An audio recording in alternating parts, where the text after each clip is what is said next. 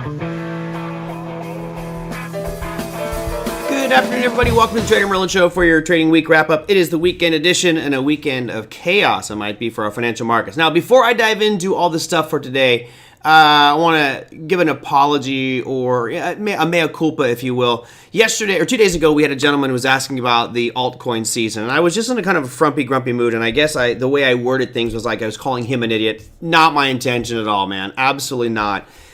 What I was referring to was my frustration with this industry, and the crypto industry in particular, because they make everybody in the world think that alt season is this thing you have to know. It's so critical. It's paramount to your success as a trader, when all it is something so basic and trivial, it's kind of nonsense. So again, my apologies. It wasn't intended to offend anybody by the way I was talking about it. It's the concept that I find stupid, not the question or the individual that asked the question. So my apologies there. Don't like to ruffle feathers of anyone here, especially those of you behind the walls of TraderMerlin. So if I did, my apologies.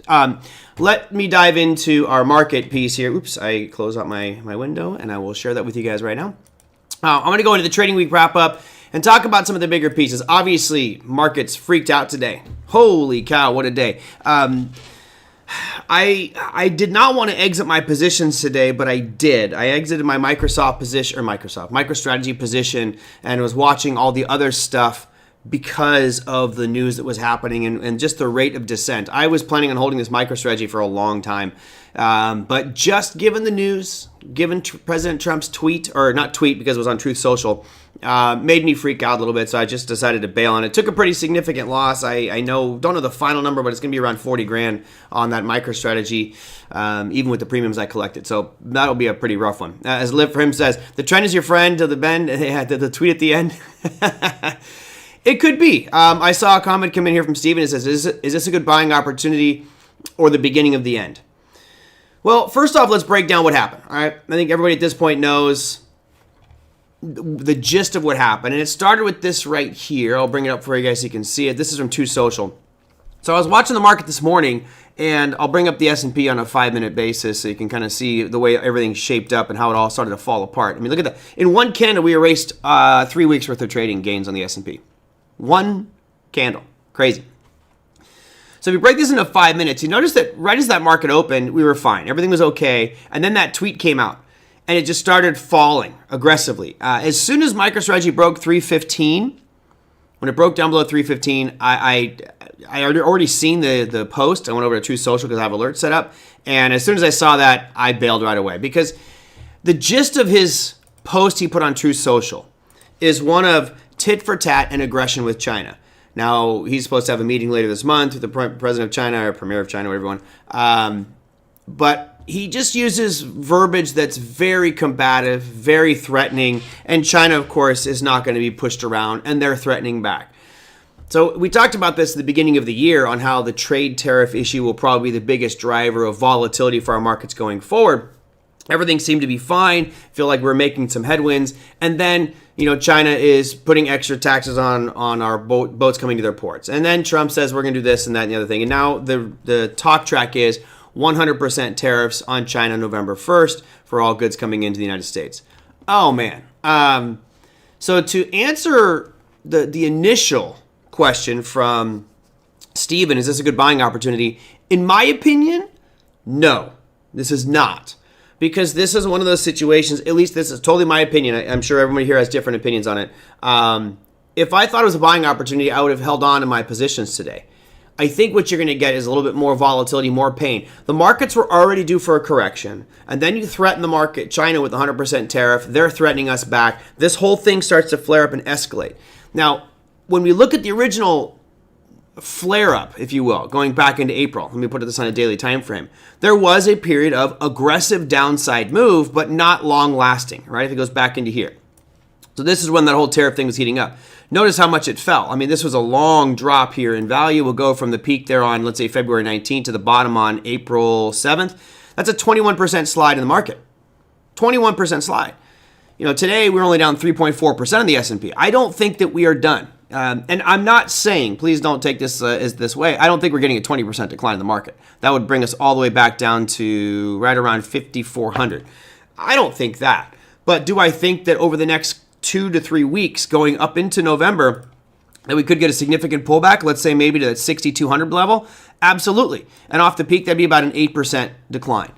So I don't think it's a buying opportunity right now. Remember, I've been saying for the past couple weeks, I think this market's very overheated. Even though the trend is your friend till the bend at the end, you got to go with the trend. And today was one of those ones where if you had little limit breakers in, if you had levels that you said, I'm getting out at this point, most of you probably got liquidated today. Right? Let's go and show you that here. Oh, and by the way, before I do that, I'm slipping here. I mentioned I was going to be drinking tequila today. Wow, there's even a fly in my whiskey. The fly wanted to party with me today. That's wonderful. Flies, delicious. Protein. Eagle Rare today. Thank you, Jason, for the bottle of Eagle Rare. Appreciate it. We're going back to whiskey. So cheers to you all. Dakota says, I think it's a bargaining chip. I think he will make a deal and tell us he's our savior. 100%, Dakota. 100%. I absolutely 100% agree with you. I think that this is posturing. It's pounding the chest saying, hey, we'll do this, we'll do this. Just like Trump has done with every other tariff announcement, right? You start with this really grandiose number, and then you work your way back down, and then you settle things and get resolved. So I think it's shock and awe.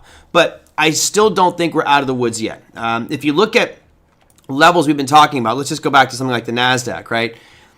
Your pivot, your swing here is not where that blue line is. It's where the red line, I think it's red, the green line is at the top, right? That's the important number because that would be a new swing low, and we broke that today. You can look at something like the S&P 500. That swing low would have been roughly 66.24, and we are now sitting at 65.52. So we have broken officially that uptrend because we've broken a swing low. And, this is, I've mentioned it for how many weeks have I said this? If we start to make some new lows, then you need to, look at protecting your portfolio and, protecting yourself. So that was my approach today. Again, I had Meta. I had my Meta expired worthless. I had the 690 puts on that one. Today was a pretty aggressive down day. I may look over the next couple days, going into next week, maybe looking at selling some more puts, but much lower prices. And I think what will happen is you're probably going to get that VIX to spike. You're going to get people start to panic. The news today is going to freak some people out, and we'll see these markets drift a bit lower next week. At least that's what I believe. Who knows? Anything can happen. But look at that spike in the VIX today.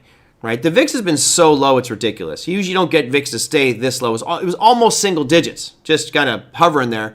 And then today we had a giant jump up of 31.8% increase in that VIX. For those that don't know what the VIX is, VIX measures fear. It's a fear gauge. And when that thing spikes, that means people are panicking. They're looking to buy puts. So sellers of puts today got a lot of premium for sure. Now, if we look at that top of this list here, actually the bottom of the list, I'll start there. Brutal. Bitcoin is down 5.5% today.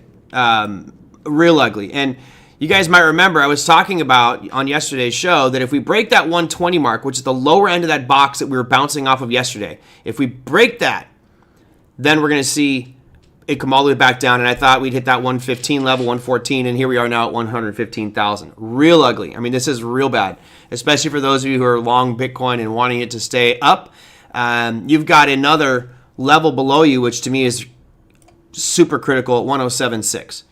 If we get below 107.6, I think it's liquidating massive amounts of leverage longs, and I do believe that that's part of why we saw this huge candle today on Bitcoin, is because you had leveraged long positions, right? You had people that were using 100-to-1 leverage on Bitcoin futures on different exchanges around the world. They got liquidated. So that force sells Bitcoin. You get more selling pressure than you normally would, which is what made it its worst performer today.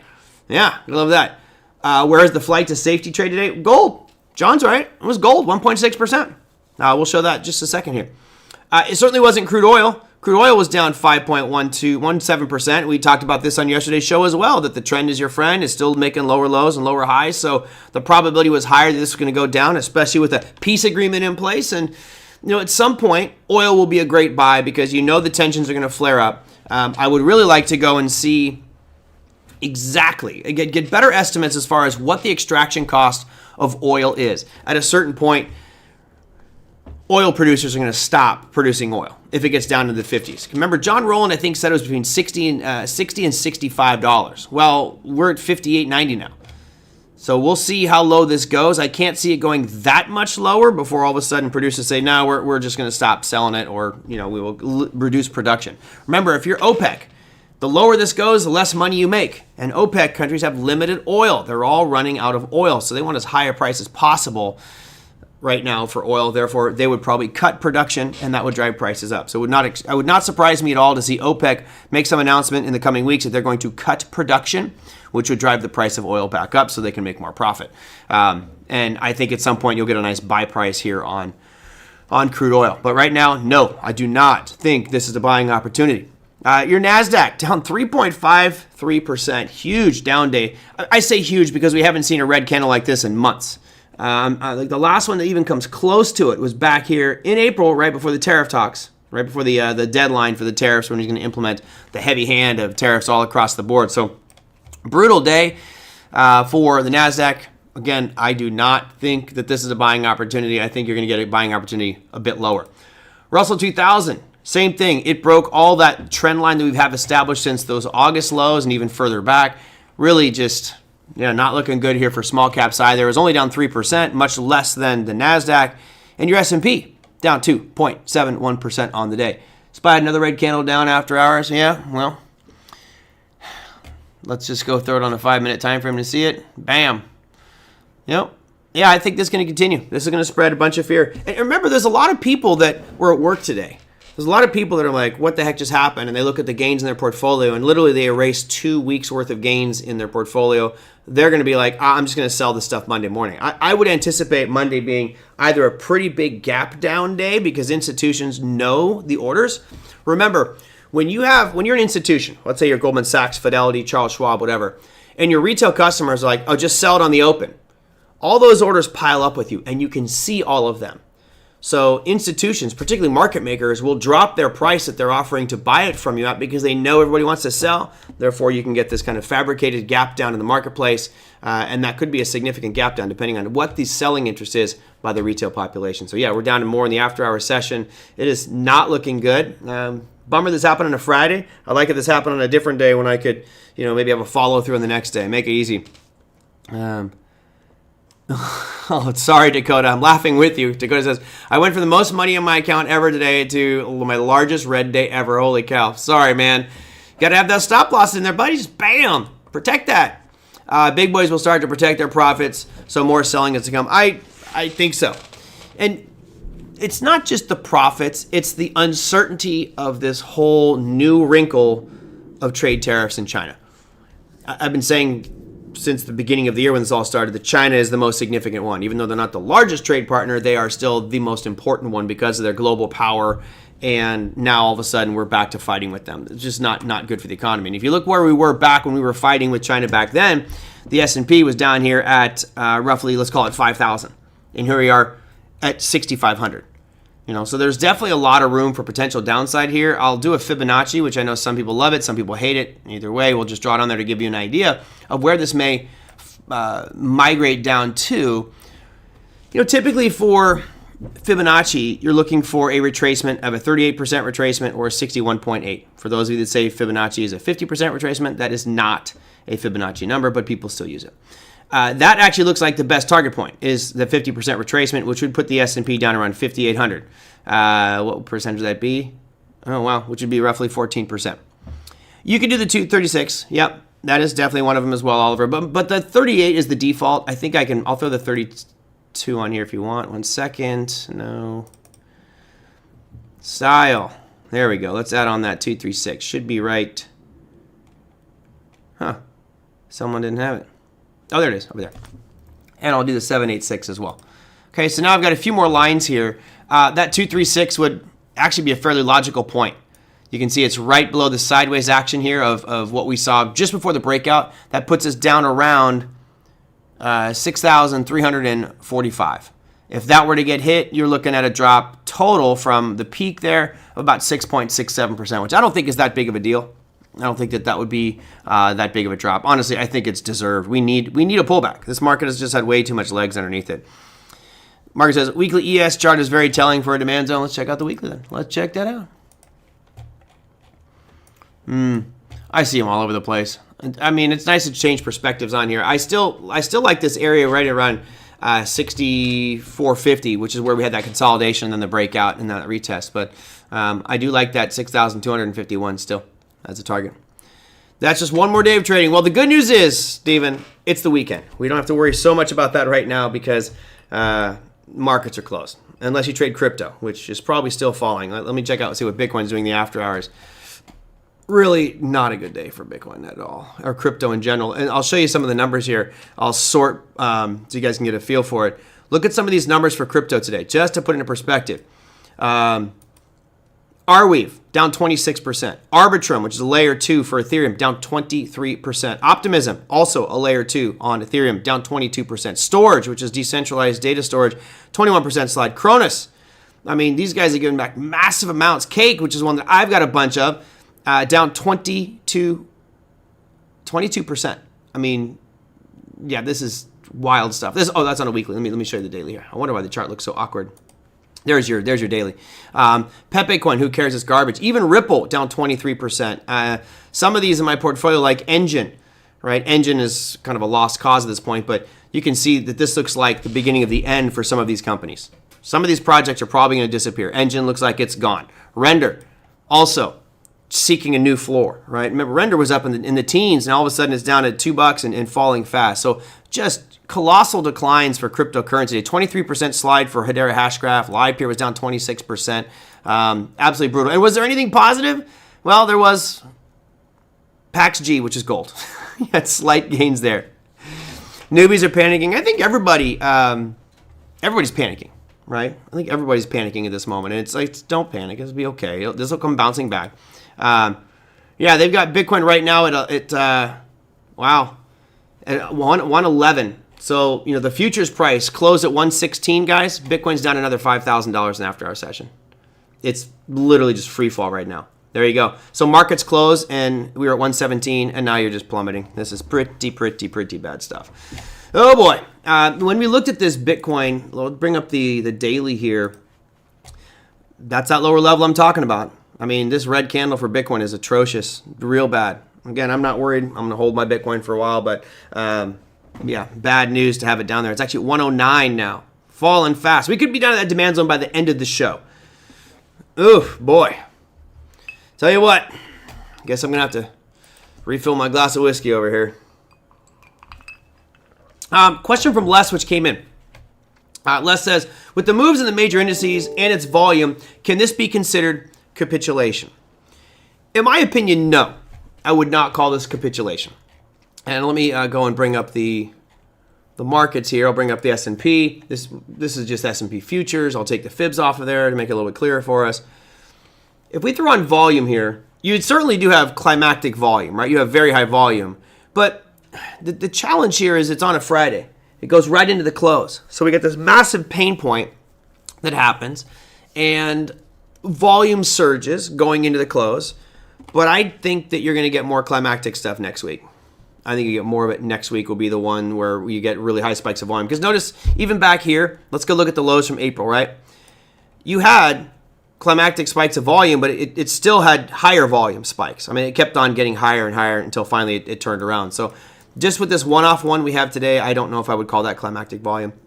Now, if I saw all things being equal, so let's say, for example, it was a press release, not global trade war issues.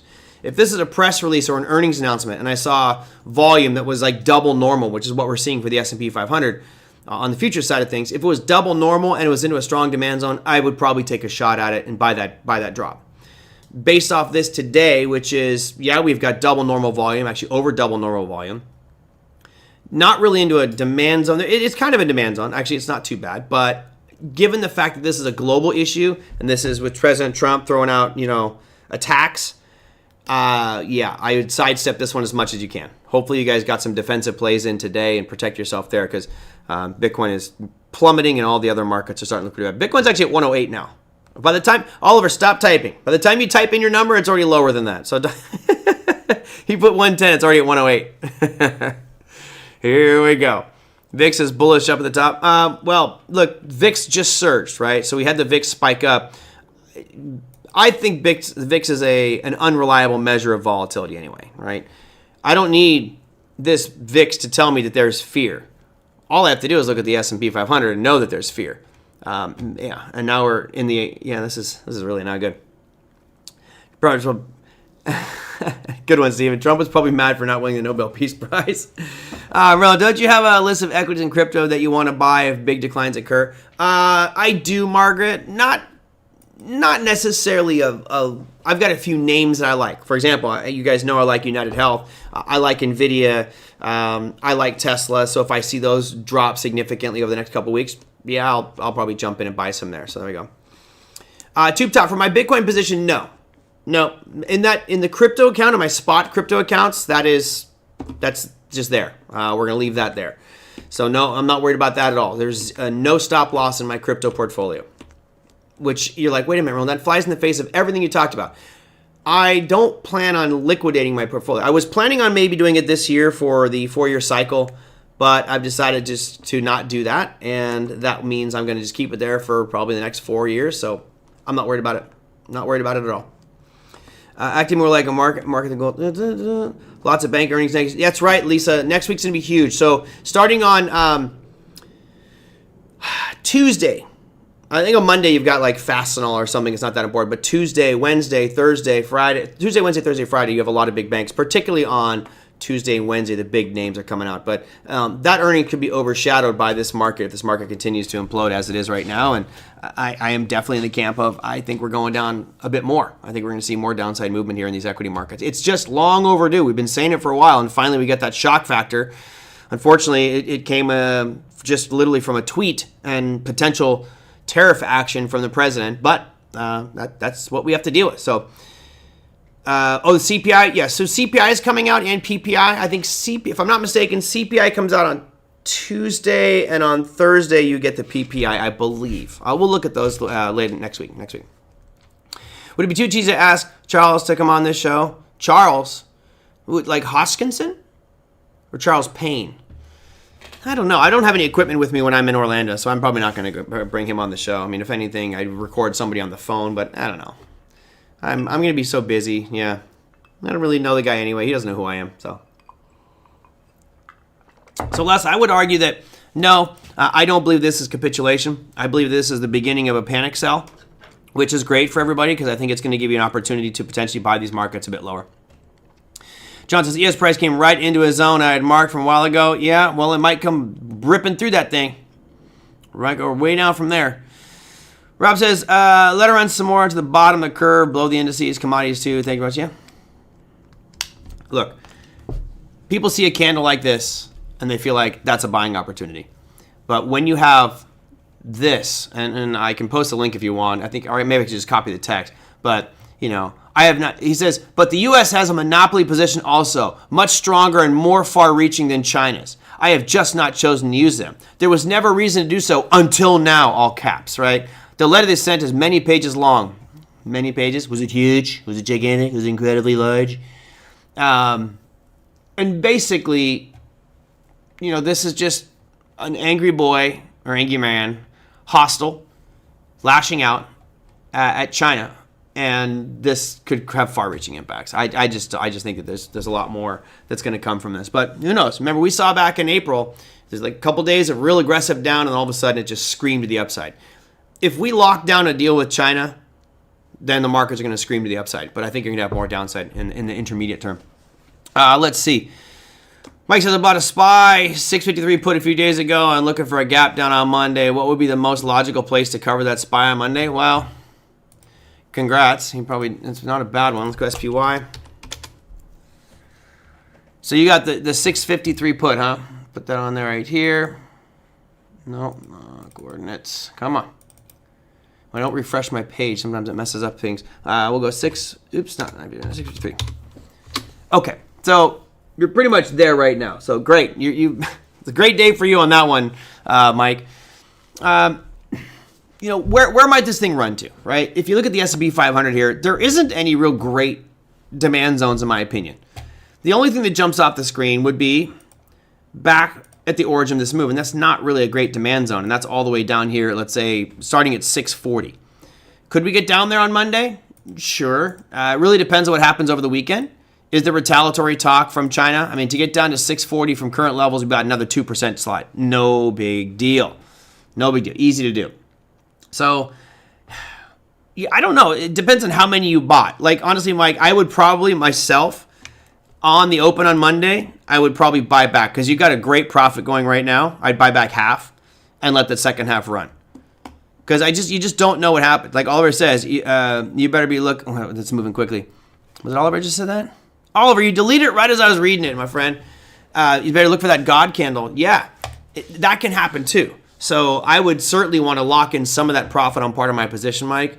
If you had multiple contracts, I would take half off the table on a gap down on Monday morning. You're going to have great profit on that. And then I would just trail that second half because we don't know exactly what's going to happen Monday.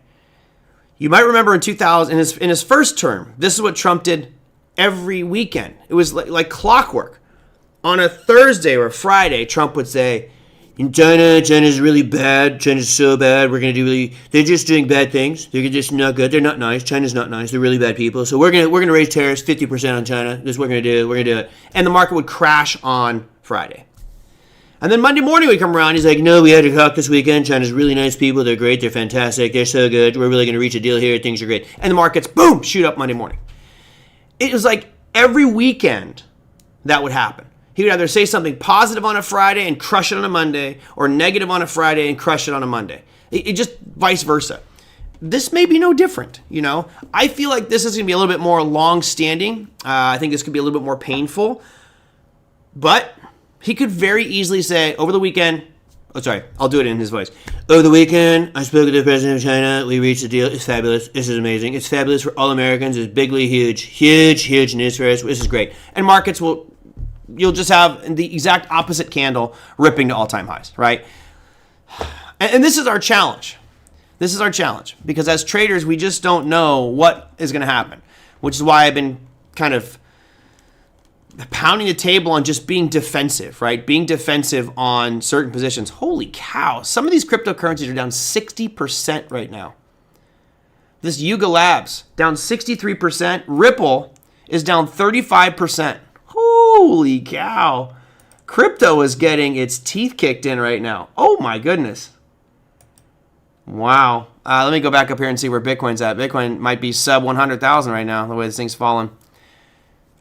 ApeCoin down 67%. OM down 68%. Something's happening in crypto right now that is definitely not normal. This is a monstrous 58% for storage. Mana, holy cow. I'm seeing 50% drops in almost all crypto right now. Almost all of it. Let's go to Bitcoin. Bitcoin's down 9% at 110. Okay, well, geez Louise. Total panic selling. Oh my goodness. Let's just look at this OM. And then I will bring up a 5-minute time frame here. Man, that was almost in a 5-minute candle. In a 5-minute candle, OM fell 68%. Buying opportunity. So some of these will be a buying opportunity. Is this the end of the 4-year cycle? Steven, please don't rub it in my face that I've been calling for years for the 4-year cycle and it started in October. Son of a biscuit. It's all good. I mean, I'm not panicking. It's unfortunate, man. That's a pretty significant down day. That's for darn sure. Wow. Listen, I thought Bitcoin was supposed to be the flight to safety. Sure. It sure is.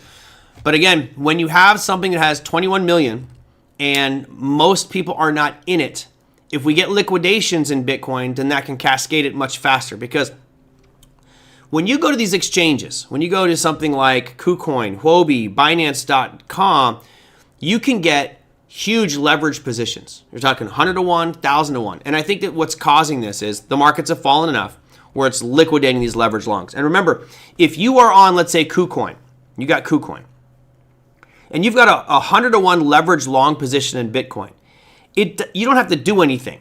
The moment it hits the specific number that you've agreed to as your liquidation price, it automatically sells it at market. And I think that's what's triggered this. I think a lot of this is going to be at market sales. I certainly think that for many of these, if I look at this list, most of this stuff is garbage anyway. ApeCoin's garbage, Yuga Labs is garbage, Mana is a DeFi game, But things like AMP token, Arbitrum, probably these would be pretty good buying opportunities for those right now. Optimism as well. Cake, crazy to see Cake drop 46%. Man, it's just unbelievable. It's had a pretty good rally too over the past couple of weeks and just gave it all back in one gigantic red candle. So this is where you look for the real legitimate projects like Ripple, right? Ripple's now come back significantly here, but this is liquidations, guys. This is absolutely Shiba Inu's down 36%. But remember, Shiba Inu is garbage. Shiba Inu is trash. So it's a garbage coin. It's funny. I have an app called Coin Stats, and I'm just lighting up right now. It's like playing Beethoven's Fifth Symphony because every cryptocurrency I own is like, hey, it's down 10% in the last 30 seconds. It's down 30% in the last 10 seconds. Wow. Yeah. Shiba Inu's down. Yep. Good. Cardano's Chainlink. I mean, if you're in the crypto space, this is a screaming opportunity to buy Chainlink. Chainlink is interconnected all over the place. Steven says Shiba should be down 100%. I agree with you there. So I would go to the ones I really like. So for example, if I was to add to my positions right now, it would be adding Ethereum. So I would add ETH, which is down 13%. I would add Solana, which is down 10%. Most of this other stuff isn't that adopted yet, right? You're looking at Ripple. I would buy it down 28%. Absolutely, I'd buy XRP. Ripple sub $2 is probably a screaming deal. It's at $1.99 right now. But yeah, this is liquidations, guys. I'm pretty sure you'll see headlines tomorrow about how this was forced liquidations and the whole thing just kind of collapsed. It's not good because what this does is it brings in a whole new wave of negative publicity for cryptocurrencies. And of course, it's going to give me a lot of skeptics when I get on stage in Orlando next week. Oh boy, that's going to be a tough one. By the way, I did update my schedule. For those of you who know, I will be in Orlando the 16th, 17th. I think the 16th, 17th I'll be teaching. I leave on the 18th. That's going to be at the Omni in Orlando. I know Les will be there. We're going to go grab lunch at some point in time. These are my presentations here. So I'm doing a Bitcoin one on Thursday. On Friday morning, I'm doing one on stablecoins. On Friday afternoon, I'm doing a fireside chat with Money Show University. I guess a bunch of college kids, okay? And then I guess I have a keynote presentation Saturday at 8 a.m. I don't know about this one. I thought I was being moderated by someone else, but I guess I'm not sure what this is going to be, so we'll figure that one out. I know, Jen, I'm going to have a great time. I love it. I love this stuff. I love getting on stage, especially, when you go to these conferences, quite often the people that are on the panels are selling a dream. They're selling an idea that their software might be the best thing ever and you should use their platform or you should invest in this and that and the other thing. I don't know. I guess I don't have anything to sell other than education, right? Obviously I'm selling education, but I like to let those audiences learn something, and I want to see them actually get real information, not someone's biased opinion to buy a software or trading platform. So yeah, I'm looking forward to dishing out some good knowledge for these guys.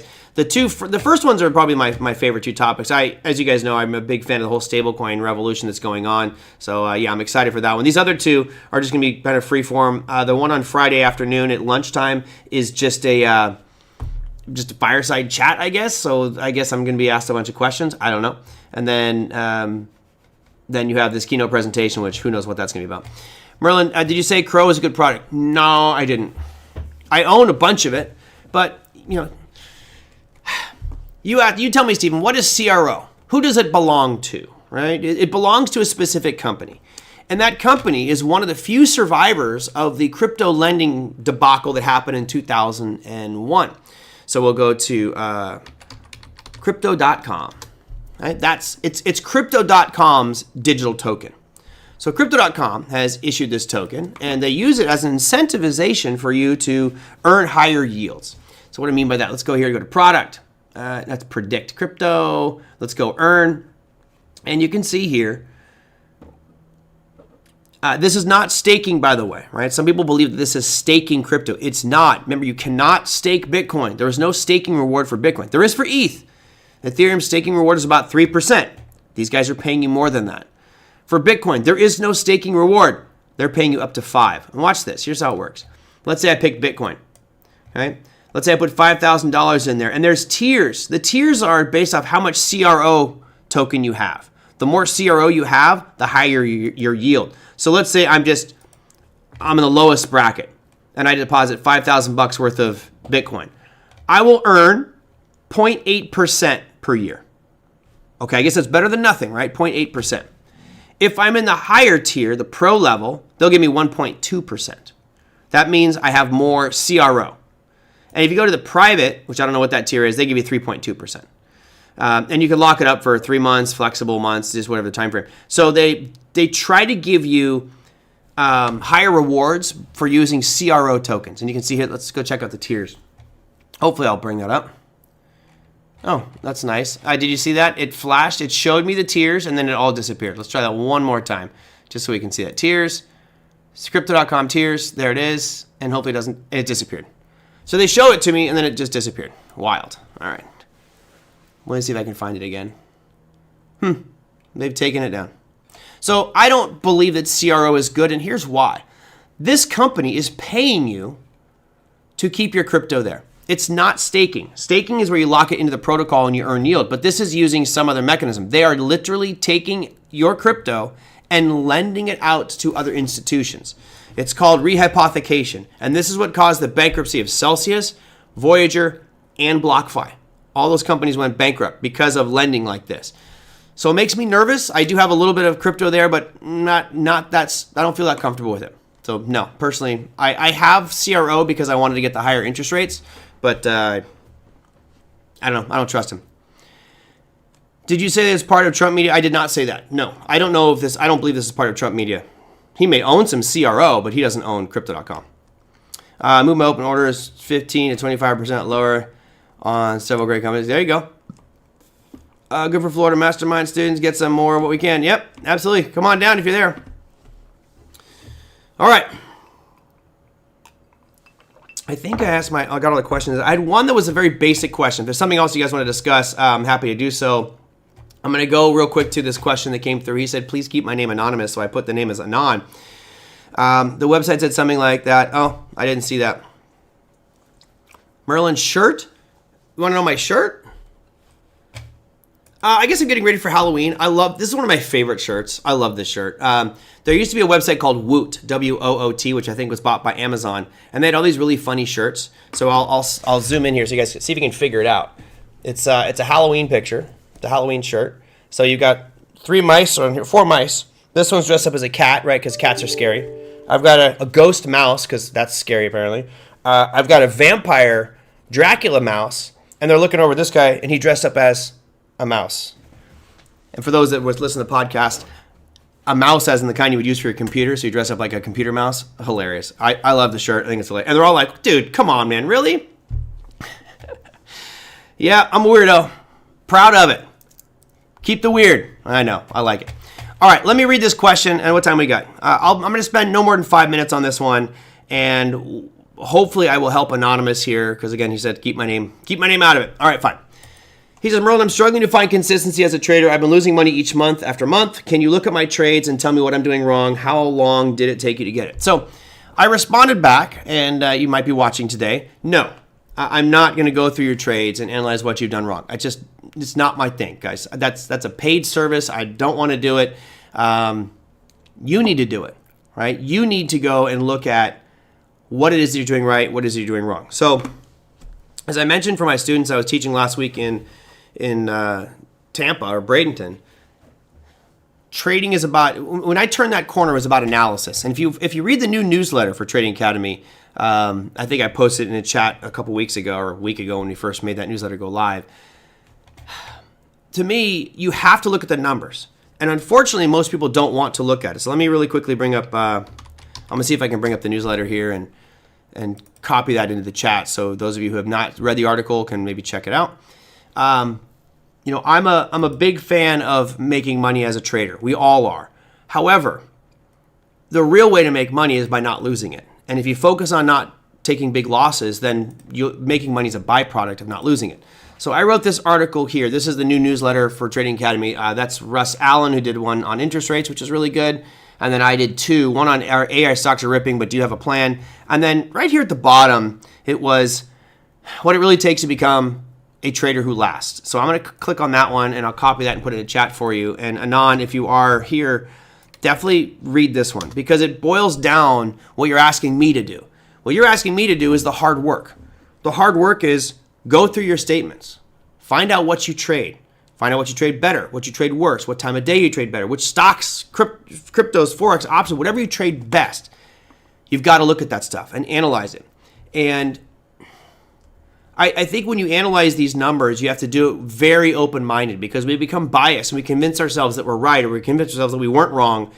And the truth is we were wrong, or you were wrong. So figure out what caused that to be wrong. And if you come up with a string of failures, because you mentioned you've been struggling to find consistency, I've been losing money month after month. If you're losing money month after month, then this should be pretty easy for you to figure out. There's something that you are doing consistently that's causing you to lose money month after month, right? You should have some good winning trades in there. You should have some bad trades in there. That's fine. But find out those bad trades, identify them, break down what happened, and don't make those mistakes again. My guess is you're probably chasing something. You're reacting to people's news, right? You're formulating an opinion that might be wrong, an opinion that's in your head, not on what the chart's telling you. So, yeah, I'm not going to analyze your trades for you. That's the legwork that we all have to do ourselves. That's the heavy lifting. If I was to start a business, and I go down here to one of the malls and I open up a store and I'm failing as a business, I'm selling products, but I'm still failing, I'm not going to go and say, could someone just figure it out for me? What am I doing wrong? You've got to analyze it, right? As a business owner, you need to treat this like a business. I got to figure out what my inventory is like, where my costs are coming from, shoplifters, maybe I move stuff around the store and reposition my window display to make it more attractive, but all of those details need to be figured out. And it's not like you start with the perfect solution. Trading is a game of modification. Today, all the bulls in the world got slaughtered. Every bull out there got slaughtered today. Margaret says, send him to Trading Academy. Anon, obviously I recommend you go to Trading Academy, but education can be expensive and depends on where you want to go. But I think that if you think education, one of my old mentors said, if you think education is expensive, try ignorance. And I always love that comment because it's true. You try to learn by doing it on your own, trial and error. It's going to cost you a lot more money down the road. So, Anon, analysis, review. Read that little newsletter I wrote, or article I wrote, which is blunt. It's brutal. It's honest. You could go back to paper trading, but I'm a big fan of not paper trading, Tube Top. And the reason is paper trading is there's no emotion. There's no feeling. You don't get sweaty palms. If you're riding a bicycle, let's do a Formula One example. If I'm playing, let's say, PlayStation, I'm in Gran Turismo, right? And I've got a Formula One race car and I hit a wall doing 200 miles an hour. In the video game, the car goes, bloop, it flips up and it lands on its wheels and it just keeps on going every time. In reality, if you hit a wall doing 200 miles an hour in a Formula One race car driver, you're lucky if you ever walk again. All right? Now, those things are designed pretty safely, but still, you're not getting up. That race is over for you. So that, to me, paper trading is like driving a car on a PlayStation. Real trading is you're on the road. Now, what should you do? What I would recommend is not paper trading. Anon, I would recommend going to something like the micro futures. You're not going to make a lot of money trading micro futures, but that's not important. At this point, based off the things you're telling me, it's not about making money. It's about stop losing it, right? You need to stem the bleeding here. So yeah, go to micro contracts in the S&P. Go to some really tiny contract that you only make $1 or $2. More importantly, you only lose $1 or $2. So then you refine your process. You get it down more towards, okay, I see what I'm doing right. I'm more comfortable with it. My execution's getting better. And then you start to progress. And then maybe you trade multiple contracts, or you go to the minis. And then you progressively get better from there and there and there. So that's what I would recommend. How long did it take for me to get it? Look, I would argue that even today, I'm still not getting everything. Markets change. I've got a lot of experience, so I know better than most how to adapt to a market-changing environment. Most people have not suffered through a really bad, ugly, long, drawn-out bear market. I've been through multiple. of those, and they teach you a lot along the way. So, it took me to be blunt, Anon, to really pull my head out of my backside, probably took about a year. About 6 months to a year where I realized I had problems for 6 months in, and probably took another 6 months to fix them. So, there you go. When am I teaching core? Nothing on the calendar yet. I still got to talk to Todd about getting in front of a classroom, but I have a whole bunch of different ideas for him. Tube Top, Trading Academy alumni here. Saying I lost much more than my tuition OTA when I first went after a few years. Awesome. That's good, Tube Top. Not that you lost, but I'm glad you finally found consistency. Perseverance, planning, strategy, tactics, revising, revisions. It's so critical. I'm glad you passed that corner. Remember to sail with the wind to the shore and get some... Always go with the wind, right? You want the wind at your back. Louis says, seems like you do a lot of analysis or research that's not technical analysis. Where and how did you learn it? Well, all my trading is technical analysis. I don't do fundamentals. That's for other types of trading, not for me. But being a numbers person, being someone who's more of an analytics guy, I realized that there are ways for me to look at the results of my trades and find out what was working and what was not. As simple as that. So I don't know if I would say that I'm doing a lot of other research. Now I know my numbers, right? I know what's working. I know what's not working.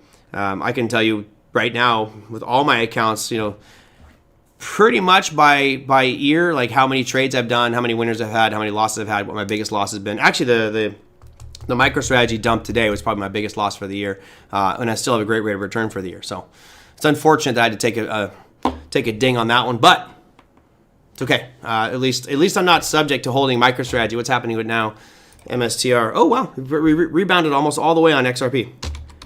MicroStrategy is already down to 295, down another 3%. It's now, it's almost below these lows. I'm going to move this line down here. So who knows? Maybe I'll sell some puts when we get down towards that 230 level, which is all the way back from in April. Those April lows. Yeah, 292 is the lowest point we've seen since April. Eesh, not looking good. Can I describe the difference between the two? Which one, Drive? The difference between the two what? Go ahead and tell me what you want. Where do you get your crypto research from? There's no specific place. I go all over the place. A lot of it I'm looking at X, so a lot of the developers, I follow the different developers for different projects. But your typical, I would say CoinDesk is a good one. CoinMarketCap, Decrypt is a good one as far as analysis and news. But anytime you read an article from anybody on any topic, I always ask what's their motive for writing this. And I try to dig deeper into those topics and find out answers for myself. Is there a price on Bitcoin where MicroStrategy would have to sell? Yes, there is. I don't know what it is, but I've seen those numbers before, less, and that number probably is moving up right now because they've been adding to their position. Great question. We're back up to 113. Look at that tail on Bitcoin. My goodness. Let me just put up a 5-minute chart here. This is wild. I'll put up a 5-minute. Bitcoin, when the markets closed, we were at 117. We fell all the way down to a low point on Bitcoin. Wow, let me turn off volume here. That is wild. We hit a low point down. It fell 9% when the markets closed. 9%. And now it's back up off those lows. 6.6%. Phenomenal bounce. So Drive wants to know the difference between fundamentals and technical analysis. So fundamentals would be looking at all of the numerical data that a company issues, such as the earnings per share and shares outstanding, product in development, return on investment, return on equity, all the different fundamentals. And let me bring up a page here so you can see that. Income statements, balance sheets, right? All that type of stuff. Basically, your financial information, the data itself is what a lot of fundamental analysis is all about.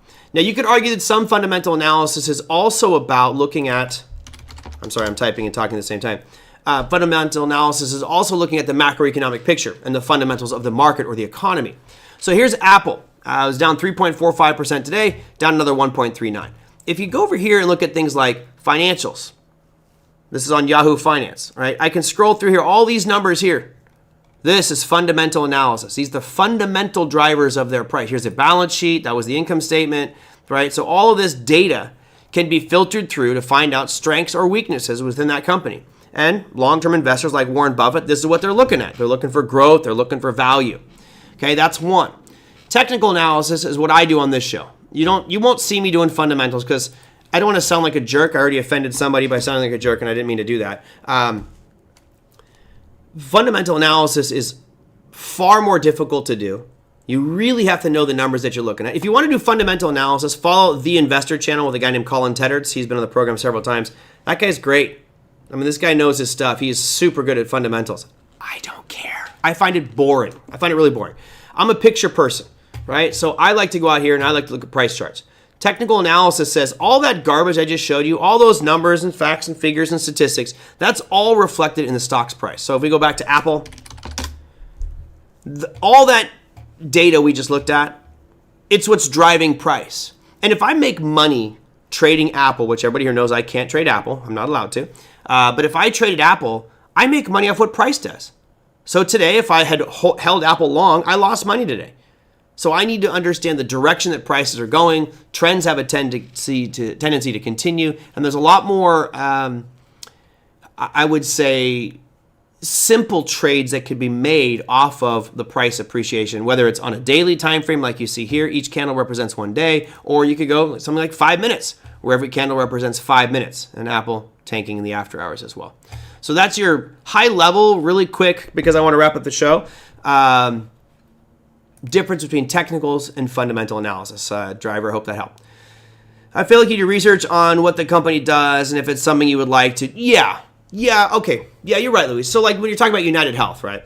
I look at United Health and I go, United Health is way too big to fail. It's one of the largest health providers out there. They're monsters. They're not going under.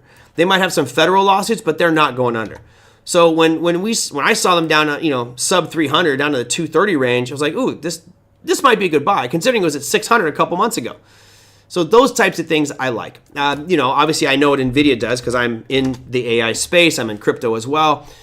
I love looking at ones like this, and man, I was so bummed. I had an alert set today to below the low. You saw the shooting star there on. So for Drive, this is technical analysis. There's a shooting star yesterday, which would have had me shorting NVIDIA today when it dropped below 191.06. But I missed it, so I didn't do it, unfortunately, because it would have been a really nice winner, but offset some of my losses for sure. Anyway, yeah, you're right, Luis. I do look at specific companies that I like, but I'm not like Jim Cramer. Jim Cramer claims to know everything about every company that exists, which should tell you the show is scripted, right? When a question comes in for Jim Cramer, he already knows what's coming. He's done research. They print out research for him to look at. We're going to talk to you about XYZ company. Okay, great. There you go. All right, that's it. Yeah, today was the Trump dump, for sure. And you know what, Margaret? Monday could be the Trump pump. We just don't know.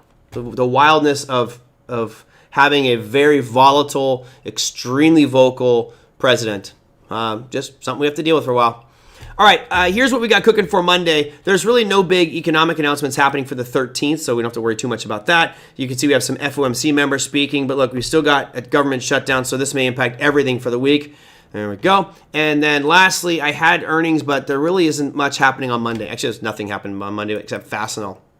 Very, very positive, lots of energy. I've been going back and forth. I've been kind of oscillating back and forth. I've got a good friend of mine coming into town. We're going to go out and hopefully have some fun tonight. So, yeah, that's the plan for the evening. So, yeah, I hope to have a great weekend. I hope all of you do something fun, exciting this weekend. I have a ton of stuff planned for myself. Let's see if I can get through it all and keep a smile on my face. So thank you guys for the participation today. Sorry for the snarky response to the alt season question. Keep the questions coming. Never feel afraid to ask a question here, but appreciate that. Thank you guys so much. If you have questions for Monday's show, email me at TraderMerlin@gmail.com. Yes, Margaret, markets are open on Monday, and I will be doing a show Monday, Tuesday, and Wednesday. So we're not going to do a show Thursday or Friday, I'm pretty sure. No, I'm doing Monday, Tuesday, and Wednesday. I'm taking Thursday, Friday off because I'll be in Florida for the trade show. Thanksgiving to the Canadians. They have Thanksgiving up there? Thanksgiving, eh? All right, cheers, everybody. Have a great weekend. I'll see you guys on Monday.